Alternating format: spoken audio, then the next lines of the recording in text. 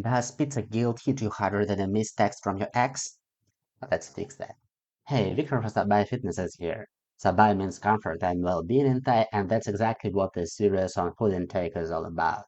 I've got a few backed by science insights to share with you today. Check the description for research links. Here is what we're going to talk about. First, how to track your food intake, not feeding chain to a phone.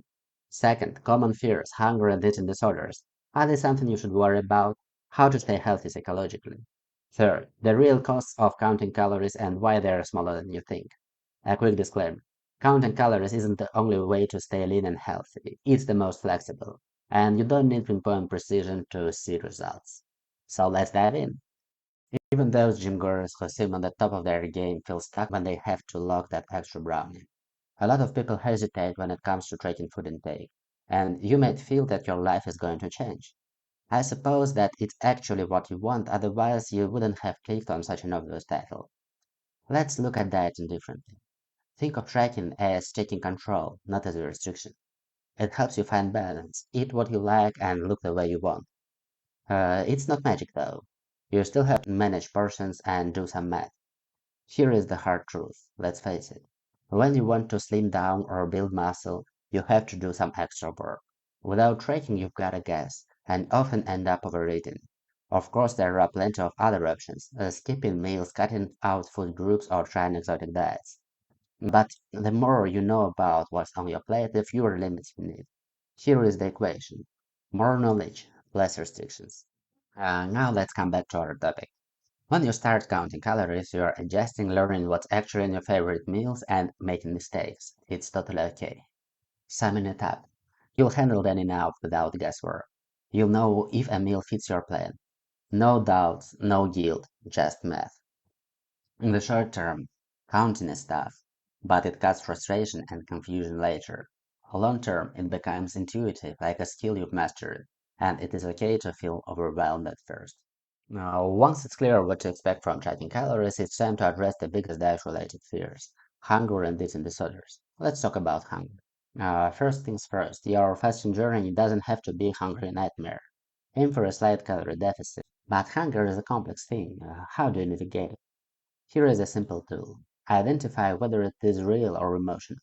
If cold leftover broccoli sounds good, you are genuinely hungry. Nobody craves broccoli for fun. If only something specific and delicious will do, that's likely emotional hunger. You don't have to act on it. When those cravings kick in, take a moment to pause and check in with yourself.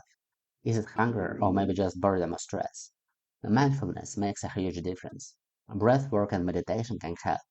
And I prefer something mundane, to call a friend or even to eat a low-calorie fruit instead. Feeling occasional mild hunger is perfectly normal. However, it shouldn't feel constant or extreme. Talking about cravings, there is a science-backed way to reduce them. It's called mindful eating.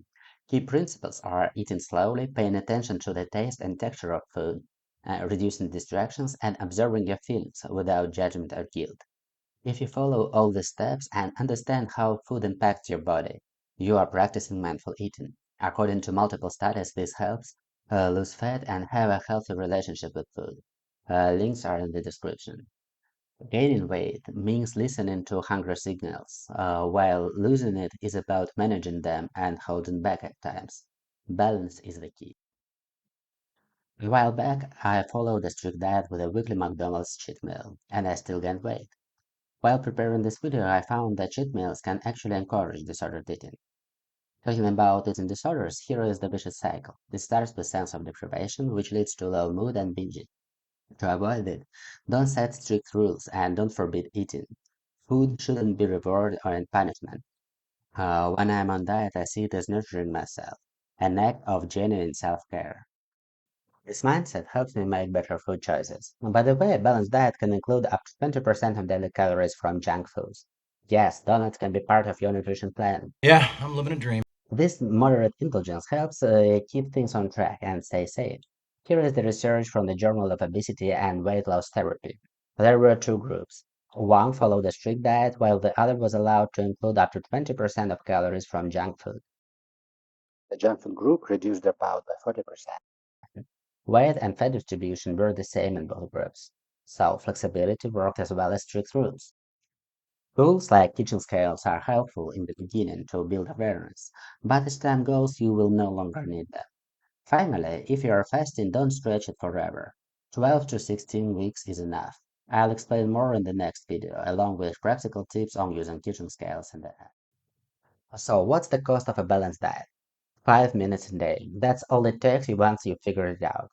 Here is my screenshot. I'm not living with a calculator in my hand and I don't even have kitchen scales. Just quick login on my phone. Modern tools like Fat Secret make tracking simple. No paid promotions here, just something that works. And it's free, though many apps offer similar features. It wasn't always this simple. Back in the day, about 17 years ago, I made my first attempt to count calories. It was such a headache. Scales, a table in Excel, notes on paper, and snack wrappers that I kept in my pocket all day so I could track them later. By the way, I got good results. Would I do it again? No. Today I'm talking about the easy way, the Sabai way. No Excel tables involved. Just a nap, a few minutes, and you are done. Portions and foods are preloaded into the app and you can create your own dishes. It takes some effort, but once you have figured it out, the results speak for themselves. And nothing feels better than seeing your progress every single week. What do you sacrifice? 3 to 10 minutes a day. More at first as you set things up. What do you get? A control over over the way you look and the way you feel. Your best self is just on the other side of this small habit, logging your food. If you missed my video on that myth, check it out. Up next, practical tips for using the Fat Secret app and tracking your food. Sabai means comfort, and my goal is making fitness feel natural, not forced. Hit like, drop a comment with your thoughts, and subscribe for more stress-free strategies. Stay comfortable, stay committed, and see you soon.